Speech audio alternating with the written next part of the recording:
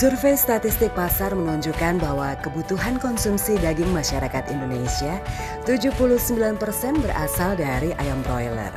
Dan kondisi ini diprediksi akan terus meningkat dari tahun ke tahun. Ini menunjukkan bahwa daging broiler masih menjadi primadona dibanding produk daging ternak lainnya. Ayam broiler yang benar-benar berada pada lingkungan yang mendukung, pakan yang berkualitas, sistem perkandangan yang baik, perawatan kebersihan serta perawatan kesehatan dan pengendalian hama dan penyakit yang maksimal, niscaya akan memberikan dampak positif bagi pertumbuhan serta perkembangan dan bobot daging ayam broiler secara maksimal. Untuk memaksimalkan hasil ternak ayam broiler, saat ini telah berkembang inovasi untuk meningkatkan biosecurity, efisiensi usaha, menurunkan angka mortalitas, efisiensi pakan dan tenaga kerja, serta performa ayam itu sendiri. Salah satu inovasi untuk beternak ayam secara modern adalah dengan menerapkan sistem closed house. Saya peternak kandang ayam closed house atau kandang ayam modern, kandang ayam tertutup yang semuanya sekarang serba otomatis, dari mulai pakan, blower atau untuk mengatur suhu maupun dari minumannya. Ini sebenarnya mengadopsi dari luar negeri sebelumnya, karena di kita kebanyakan sebelumnya adalah kandang ayam terbuka atau open.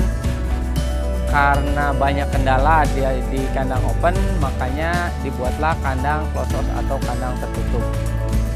Untuk menjembatani kesenjangan adaptasi metodologi saat terjadinya pergeseran dari metode open house ke closed house, serta penerapan sistem otomatisasi, sedikit banyak jelas dibutuhkan kemauan para peternak untuk meningkatkan kemampuan tata kelola peternakan ke level yang lebih tinggi. Dengan memperhatikan dan menerapkan prinsip otomatisasi secara benar, disertai dukungan perangkat-perangkat yang memadai dan tepat guna, maka metode closed house yang memang dirancang untuk mampu mengendalikan kondisi suhu dan kesehatan udara untuk menjaga kebugaran ayam sehingga performa yang optimal akan tercapai. Secara spesifik terkait dengan tingkat kelembapan udara serta stabilitas suhu udara, maka sistem sirkulasi udara yang paling banyak digunakan di Indonesia idealnya mengacu pada prinsip kerja air tunnel atau terowongan udara, di mana udara akan masuk dari bagian depan dan akan ditarik ke belakang, mengalir sepanjang kandang, dan dikeluarkan dengan bantuan exhaust fan. Saat sirkulasi udara ideal telah tercapai, ada beberapa hal serta perangkat pendukung penting lainnya yang masih perlu diperhatikan untuk menstabilkan suhu ruang kandang. Misalnya penggunaan evaporative cooling pad sebagai pendingin udara yang memanfaatkan penguapan air. Evaporative cooling pad juga berfungsi sebagai penyaring udara yang masuk ke kandang. Sekat-sekat cooling pad mencegah pengotor udara untuk masuk ke dalam kandang sehingga udara masuk menjadi lebih bersih. Inti dari kandang tertutup tersebut ini yaitu bahwa kandang itu benar-benar kedap udara, kecuali yang masuk dari bagian depan yaitu melalui cooling pad dan dibuang keluar melalui exhaust fan atau kita sebut blower. Jadi udara benar-benar masuk dari depan dan keluar melalui bagian belakang. Sedangkan untuk bagian minum itu dialirkan dari pompa langsung dari toren, itu mengandung saringan dan langsung dialirkan ke nipel-nipel. Sedangkan untuk makanan kita salurkan dari depan sehingga para ABK atau para pekerja tidak usah masuk ke dalam kandang, hanya menumpahkannya di bagian depan. Sekarang kita lagi mengasih makan ayam dengan cara pakan otomatis. Sekarang kita menggunakan pakan starter yang digunakan pada umur 0 sampai sekarang umur 11 hari. Dengan cara kita masukkan ke dalam corong, terus terbawa spiral ke dalam, terus akan masuk ngisi satu persatu di feeder, terus sampai ujung, sampai mentok karena ditarik motor. Untuk pemberian air minum kita menggunakan pompa yang dialirkan melalui pipa. Sebelum air masuk ke dalam kita menggunakan saringan biar air tambah jernih, terus campuran obat. Meski metode close house menerapkan sistem otomatisasi, namun tindakan yang bersifat antisipatif seperti pembersihan kandang, pemanfaatan sekam sebagai covering lantai, pelebaran sekat dan penggunaan tirai kandang sebagai pelindung dari gangguan luar seperti percikan air hujan masih perlu diterapkan. Sebenarnya kandang ayam close house ini sebenarnya menjawab keraguan atau dari kandang ayam terbuka, bahwa dulu setiap kandang terbuka itu selalu berhubungan bersinggungan dengan masyarakat tentang masalah bau, lalat, dan sebagainya. Close house itu justru meminimalisir hal-hal tersebut. Adapun biasanya kandang close house kalau untuk ukuran standar kalau menurut penelitian itu yaitu lebar 12, panjang 120. Itu paling ideal yang bisa dijangkau oleh exhaust atau blower sehingga kecepatan angin bisa tercapai. Itu tingginya itu maksimal itu 2 meter atau 2 meter lebih 5 lah maksimal, dan minimal 1 meter 85.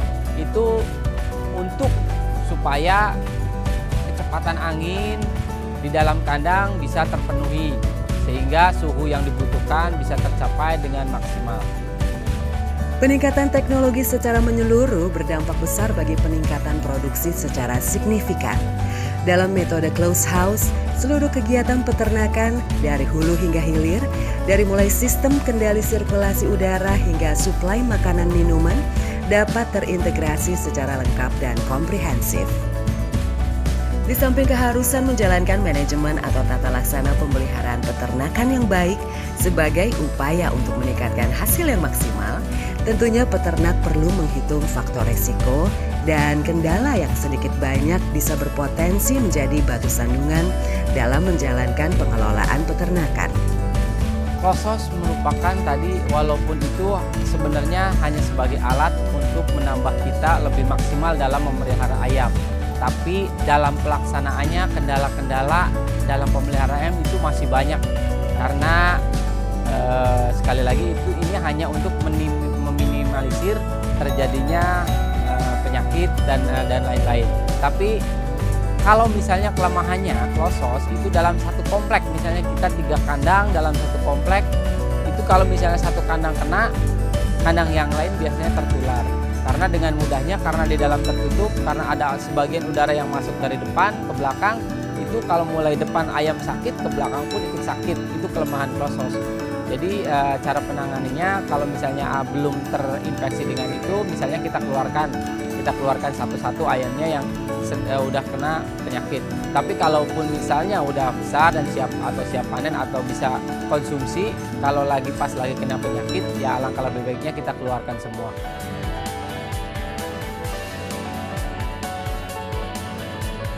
Kini, metode close house masih terus diuji sebagai metode terapan yang bisa diaplikasikan pada jenis ternak ayam di luar ayam broiler, misalkan untuk jenis ayam kampung. Jadi pada prinsipnya teknologi modern itu bisa diterapkan untuk semua ayam, baik ayam ras maupun untuk ayam kampung atau ayam KUB.